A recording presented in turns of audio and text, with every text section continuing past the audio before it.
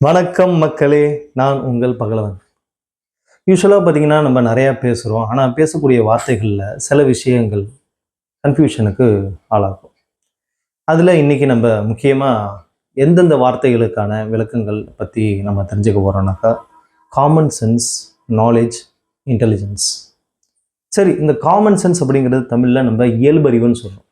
அது பொது அறிவுன்னு சொல்லக்கூடாது. ஏன்னா பொது அறிவுன்னு நம்ம சொன்னோம்னாக்கா அது ஜென்ரல் நாலேஜ் அப்படிங்கிற அர்த்தமாயிடும். சரி, இந்த இயல்பறிவுனா என்னன்னாக்கா, பொதுவாக ஒரு மனிதருக்கு சில விஷயங்கள் தெரிஞ்சிருக்கும் இல்லையா, இயல்பா. அதெல்லாம் இயல்பறிவு அப்படின்னு நம்ம சொல்கிறோம். சரி, அப்போது அந்த இயல்பறிவுக்கு என்ன உதாரணம்னாக்கா, நம்ம வெளியில் கிளம்புறோம், மேகங்கள் ரொம்ப கருப்பாக இருக்குது அப்படின்னாக்கா, அச்சோ மழை வரப்போகுது அப்படின்னு அர்த்தம். அப்போ அந்த மழை வரப்போகுதுன்னா நம்ம கையில் கொடை கொண்டு போகணும் அப்படிங்கிறது இயல்பறிவு.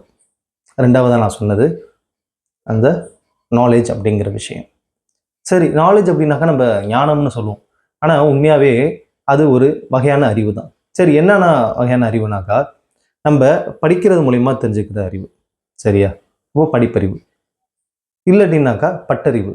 அப்போ அனுபவத்து மூலியமாக நமக்கு கிடைக்கக்கூடிய அறிவு. அப்படி இல்லைனாக்கா ஆராய்ச்சி மூலிமா நமக்கு கிடைக்கக்கூடிய அறிவு. இதெல்லாம் சேர்த்து தான் நம்ம நாலேஜ் அப்படிங்கிறது தான் சொல்கிறோம். அதான் ஞானம்.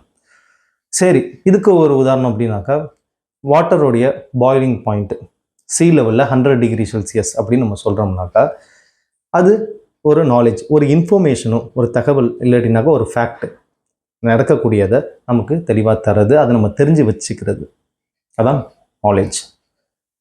இன்டெலிஜென்ஸ், ஆர்டிஃபிஷியல் இன்டெலிஜென்ஸ் அப்படின்னு நம்ம சொல்கிறோம். அப்போது செயற்கை நுண்ணறிவுன்னு அர்த்தம். அப்போது ஆர்டிஃபிஷியல் இன்டெலிஜென்ஸ் அப்படின்னாக்கா, இங்கே இன்டெலிஜென்ஸ் அப்படிங்கிறது நமக்கு நுண்ணறிவு அப்படிங்கிற அர்த்தத்தில் வருது. சரி, அப்போ அந்த நுண்ணறிவுனாக்கா ஏதோ ஒரு குறிப்பிட்ட விஷயத்தை சார்ந்து ரொம்ப டெப்த்தான நாலேஜ் இருந்ததுனாக்கா அதை நம்ம இன்டெலிஜென்ஸ் அப்படின்னு நம்ம சொல்கிறோம். சரி, இதுக்கு ஏதாவது உதாரணம் சொல்லணும் அப்படின்னாக்கா, நம்ம மேத்ஸில் நிறையா ஃபார்முலா ஈக்குவேஷன்லாம் கற்று வச்சுருக்கோம். ரொம்ப காம்ப்ளெக்ஸான ஒரு ப்ராப்ளமில் நம்ம அந்த ஈக்குவேஷன் ஃபார்முலாலாம் அப்ளை பண்ணி நம்ம அந்த ப்ராப்ளம் சால்வ் பண்ணோம்னாக்கா அது இன்டெலிஜென்ஸ். அப்போது ஒரு துறை சார்ந்த அறிவு ரொம்ப டெப்த்தாக ஆழமாக இருந்ததுனாக்கா அதை நம்ம இன்டெலிஜென்ஸ்ன்னு சொல்கிறோம்.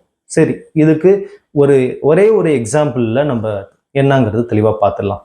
இப்போ நம்ம சமைக்க போகிறோம். அப்போ நம்ம சமைக்க போகிற போது என்னென்ன பொருள் அப்படிங்கிறது நமக்கு தெரியுதுனாக்கா, அதோடைய பேர்லாம் தெரியுது, அதனுடைய குணநலன்கள் தெரியுது, அதோடைய சுவைகள்லாம் நமக்கு தெரியுது அப்படிங்கிறது காமன் சென்ஸ். சரி, நாலேஜ் அப்படிங்கிறது என்னன்னாக்கா, நம்ம ஒரு பொருள் நம்ம செய்ய போகிறோம், ஒரு சமையல் பொருள் நம்ம செய்ய போகிறோம், உணவு. அப்போது அது என்ன ப்ரொசீஜரில் நம்ம செய்யணும் அப்படிங்கிற விஷயம் நமக்கு தெரிஞ்சிருந்ததுன்னா அது நாலேஜ்.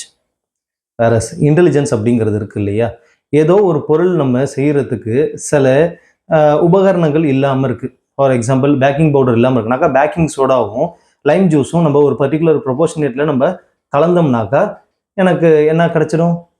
கண்டிப்பாக அந்த பேக்கிங் பவுடருக்கான ஒரு சப்ஸ்டிடியூட்டாக மாற்று பொருளாக அது அமைஞ்சிடும். அப்போது இந்த துறை சார்ந்த அறிவு நமக்கு இருந்ததுனாக்கா அது என்ன நம்ம சொல்கிறோம்? இன்டெலிஜென்ஸ் சொல்கிறோம். அப்போது சாதாரணமாக நமக்கு நாலேஜ் வரைக்கும் இருந்ததுனாக்கா குக்குன்னு சொல்கிறாங்க. அதே ரொம்ப அது சார்ந்த அறிவு அதிகமாகி அவங்களே புதுசாக வேறு ஏதாவது டிஷ்ஷெல்லாம் க்ரியேட் பண்ண ஆரம்பிச்சிட்டாக்கா அவங்களே செஃப்னு சொல்கிறாங்க. அப்போது இது அவங்களுடைய தனித்திறமையை பொறுத்து அமையுது. ஸோ இன்றைக்கி நீங்கள் இந்த காமன் சென்ஸ், நாலேஜ், இன்டெலிஜென்ஸுக்கு என்ன வித்தியாசம் அப்படிங்கிறத நீங்கள் தெரிஞ்சுக்கிட்டீங்கன்னு நான் நம்புகிறேன். இன்னொரு வீடியோவில் ஒரு நல்ல தகவல்களோடு நம்ம சந்திப்போம். அதுவரை உங்களிடமிருந்து தற்காலிகமாக விடைபெற்றுக் கொள்வது உங்கள் பகலவன். நன்றி, வணக்கம்.